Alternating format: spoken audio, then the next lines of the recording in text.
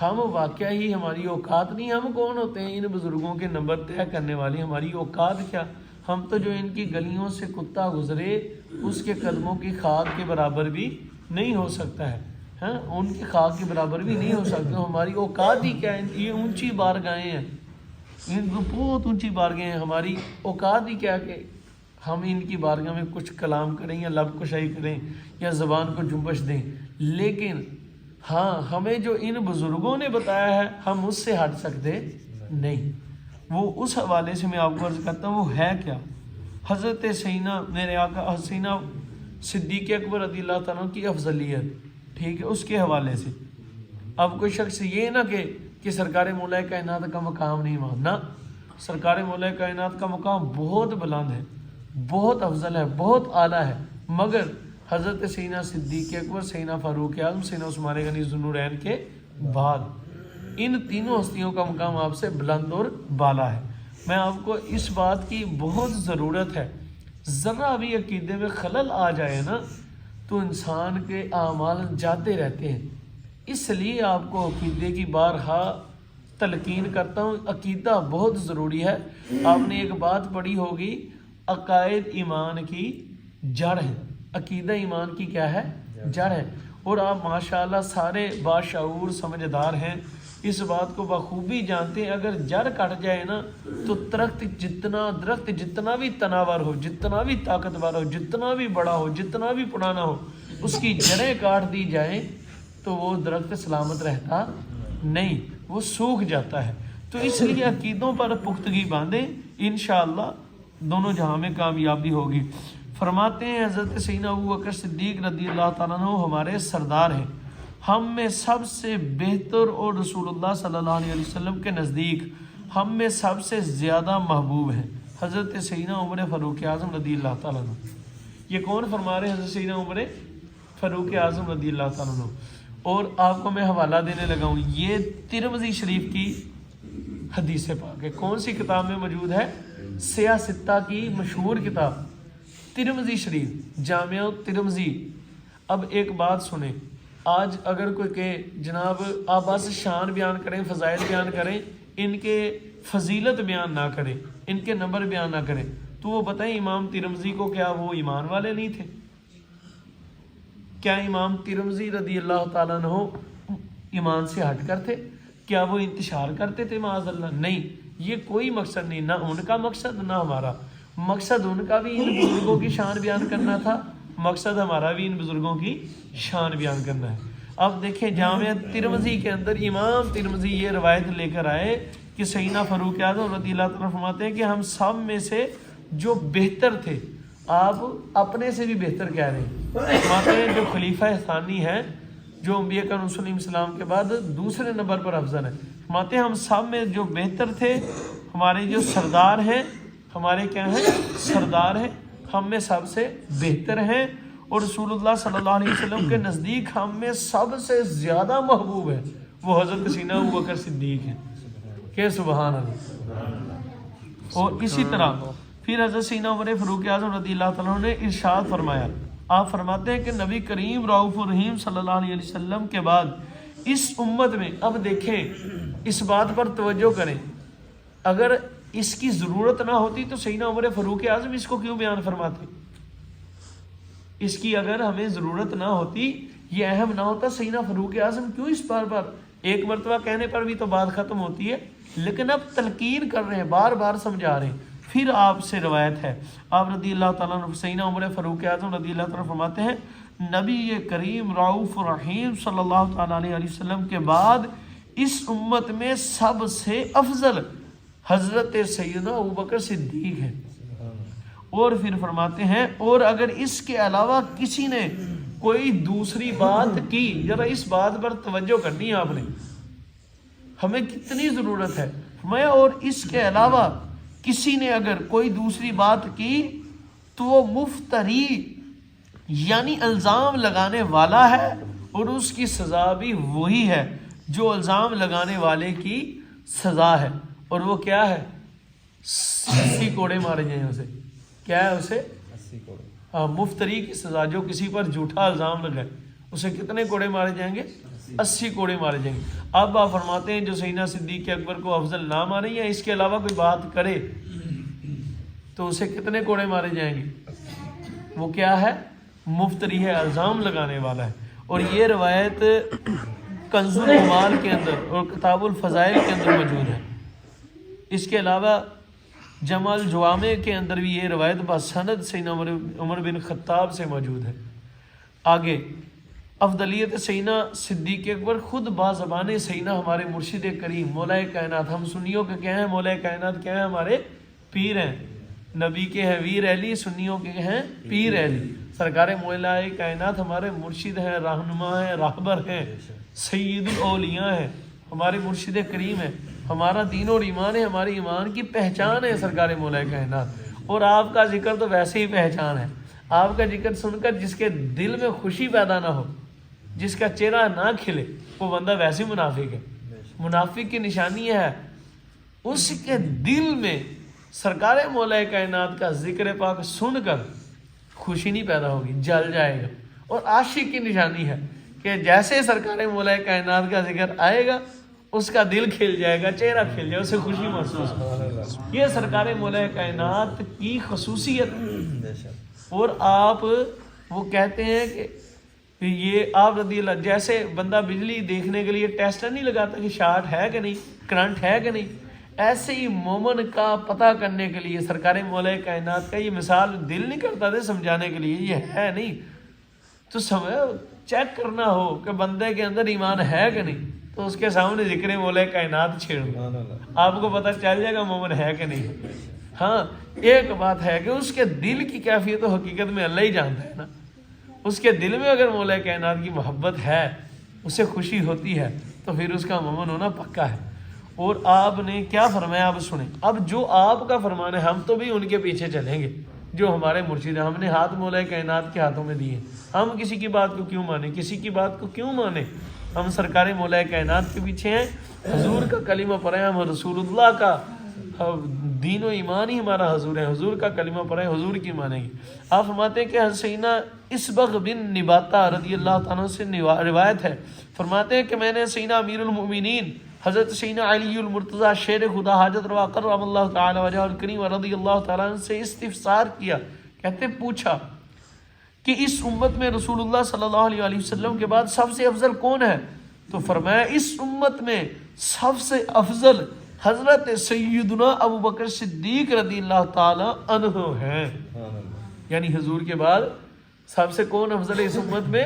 حضرت سیدنا صدیق اکبر رضی اللہ، سیدنا ابو بکر صدیق رضی اللہ تعالیٰ عنہ۔ ان کے بعد حضرت خود ہی آپ نے فرمایا، پھر آپ نے آگے خود ہی فرمایا کہ ان کے بعد حضرت سیدنا ابو بکر صدیق کے بعد حضرت سیدنا عمر فاروق اعظم رضی اللہ تعالیٰ عنہ، اور پھر حضرت سیدنا عثمان غنی ذو النورین رضی اللہ تعالیٰ عنہ، اور فرمایا پھر میں، پھر بولیں پھر آپ بتائیں۔ یہ روایت ہے الریاض النظرہ کی، صفحہ نمبر جلد نمبر موجود، صفحہ نمبر ہے 57 جلد نمبر 1۔ الریاض النظرہ مشہور کتاب ہے، وہ آج سے صدیوں پہلے کی کتاب ہے، اور یہ بزرگ رضی اللہ تعالیٰ عنہ جو صحابی ہیں وہ بیان کرتے ہیں، وہ خود عرض کرتے ہیں۔ اب ایک بات کو اس بات پر توجہ کریں، یہ نمبرنگ کس نے کی ہے؟ مولا علی پاک رضی اللہ۔ میں نے کی ہے؟ آپ نے کی ہے؟ نہیں، نہ آپ نے کی نہ میں نے کی۔ یہ کرنے والے کون ہیں؟ مولا کائنات۔ پوچھنے والے کون ہیں؟ وہ بھی صحابی۔ پوچھنے والے صحابی، بتانے والے صحابہ کے چوتھے امام، چوتھے خلیفہ، ولایت کا چوتھا نمبر جن کا۔ اب اگر انہوں نے یہ بیان فرمائی ہے تو اب ہمارا ایمان اور یقین اور عقیدہ رکھنا اسے لازم ہو گیا، اسے بیان کرنا لازم ہو گیا۔ اب ہمارے پاس کی بات نہیں، یہ ہمارا ایمان نہیں یہ تقاضا چھوڑتا کہ اسے بیان کیا جائے، تو یہ ہم الحمدللہ کرتے ہی رہیں گے۔ اور حضرت سیدنا عبداللہ بن عمر جو سیدنا فاروق اعظم کے بیٹے ہیں، ان کی زبان سے سنیں۔ فرماتے ہیں کہ ہم رسول اللہ صلی اللہ علیہ وسلم کے زمانے مبارک میں سب سے افضل حضرت سیدنا ابو بکر صدیق رضی اللہ تعالیٰ کو شمار کرتے تھے، ان کے بعد حضرت سیدنا عمر بن خطاب رضی اللہ تعالیٰ، ان کے بعد حضرت سیدنا عثمان غنی ذو النورین رضی اللہ تعالیٰ کا، اور ان کے بعد سرکار مولا علی مولا کائنات رضی اللہ تعالیٰ۔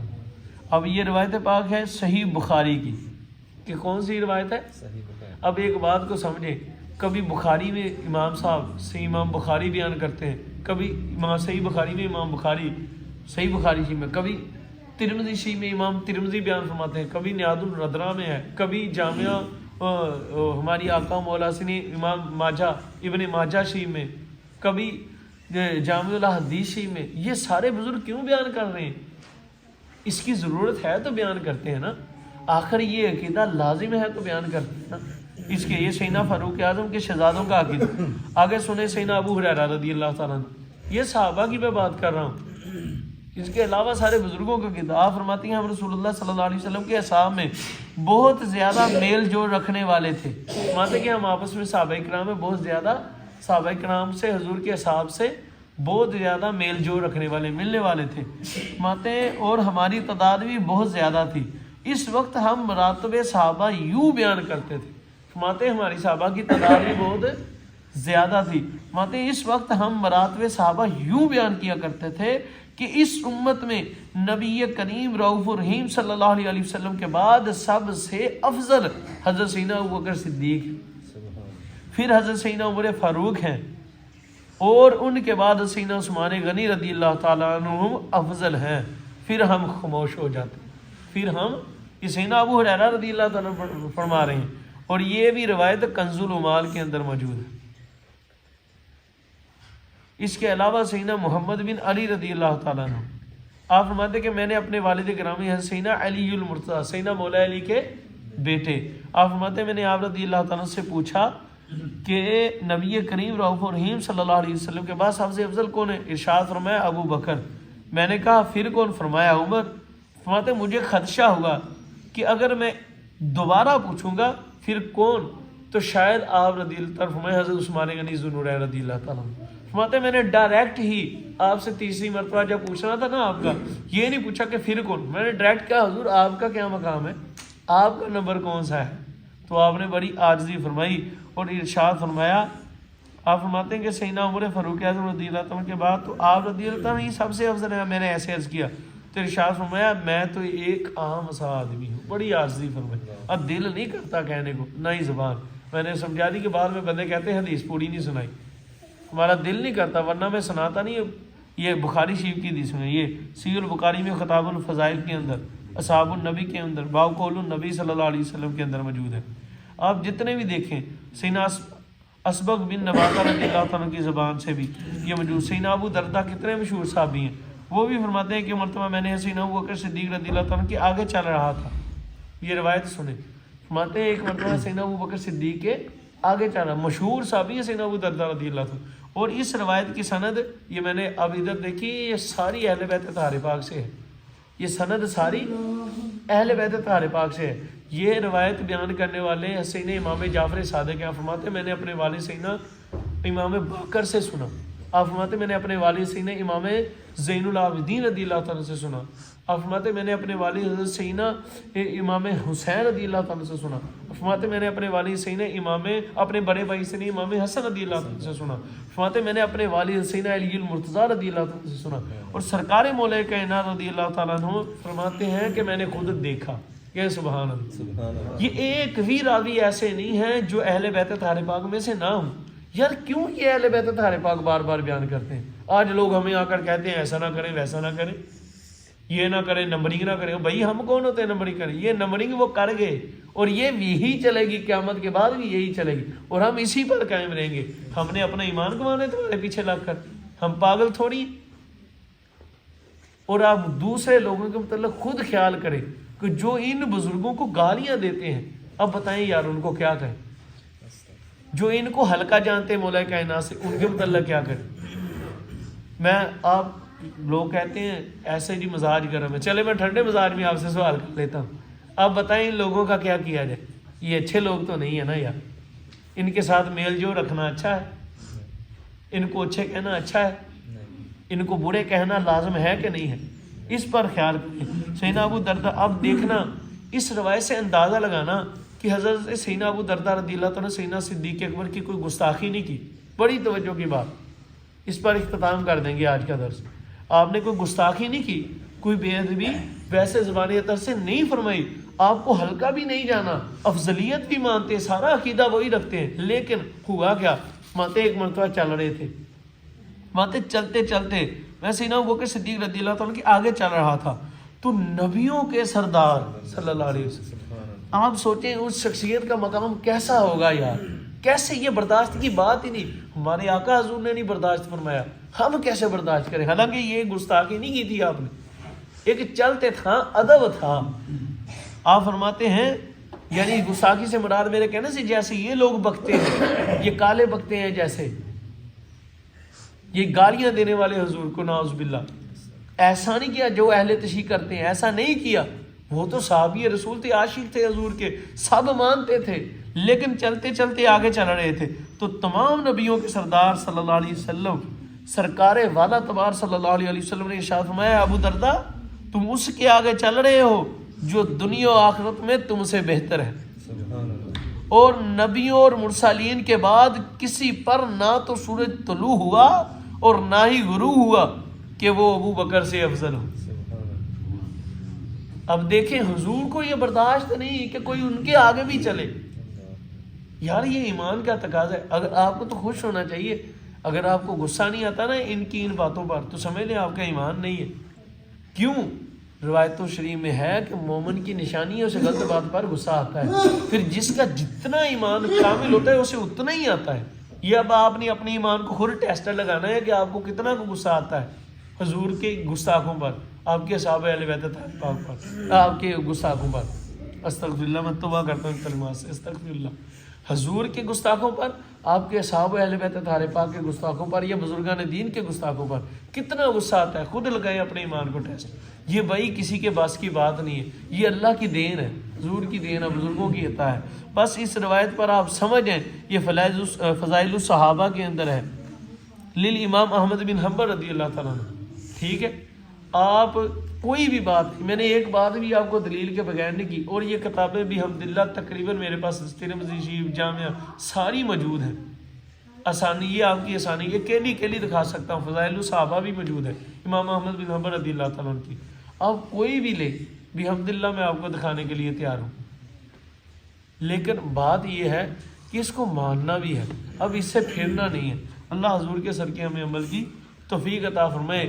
بس ایک بات یاد رکھیں، حق کا ساتھ دیں، حق کا ساتھ دیں، حق کے لیے کھڑے ہو جائیں. یہ کام علی والوں کا ہے. کو سبحان اللہ. یہ کام کس کا ہے؟ علی والوں کا ہے. اور حق ہوتے ہی علی والوں کو نصیب. کیوں؟ سرکار مولا کائنات پاک نے فرمایا حضور نے مجھے ارشاد فرمایا، میرے آقا نانے حسنین کریمین خاتم النبیین، نبیوں کے سردار علیہ السلام، جانے جانا علیہ السلام، کہ علی حق کے ساتھ ہے، حق علی کے ساتھ ہے. حق علی سے کبھی جدا نہیں ہو سکتا، علی حق سے کبھی نہیں جدا ہو سکتا. جب سرکار مولا کائنات فرما رہے ہیں کہ یہ مجھ سے افضل ہے، ان کا نمبر یہ ہے، تو یہ حق ہے. یہ کیا ہے؟ حق ہے. اور ہم حق سے ہٹ نہیں سکتے کہ ہم علی والے ہیں. اور اگر علی والے نہیں ہوں گے تو نہ نبی والے ہوں گے، نہ خدا والے ہوں گے، نہ صدیق والے ہوں گے، نہ فاروق والے ہوں گے، نہ عثمان والے ہوں گے. اس کا ٹھکانہ ہی جہنم ہے جو علی والا نہیں ہے. تو علی والے بنو خدا کی قسم. اور مولا کائنات کا یہ قول ہے کہ میں اپنا حق لینے کے لیے لڑوں گا، چاہے میرے پاس ایک چادری خلاصہ. اللہ حضور کے صدقے میں عمل کی توفیق عطا فرمائے. آمین بجاہ النبی الامین.